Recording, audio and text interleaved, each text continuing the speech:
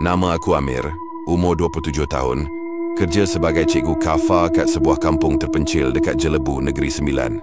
Aku baru je berpindah ke sini 2 bulan lepas sebab dapat penempatan dari pejabat agama. Nama kampung ni Kampung Bukit Genting. Ya, macam nama tu, kampung ni memang betul-betul terletak berhampiran sebuah bukit yang orang kampung panggil Bukit Waktu. Mula-mula aku ingatkan itu cuma nama je, tapi lama-lama aku perasan orang kampung ni memang macam jaga masa sangat-sangat. Lepas pukul 7 malam je, memang sunyi terus satu kampung. Tak ada bunyi motor, tak ada bunyi budak-budak main, tak ada orang berbual pun kat tepi jalan. Sunyi. Macam kampung ni padam. Masa tu aku tak syak apa-apa. Aku ingatkan, yalah, mungkin budaya sini memang macam tu. Tidur awal, bangun awal.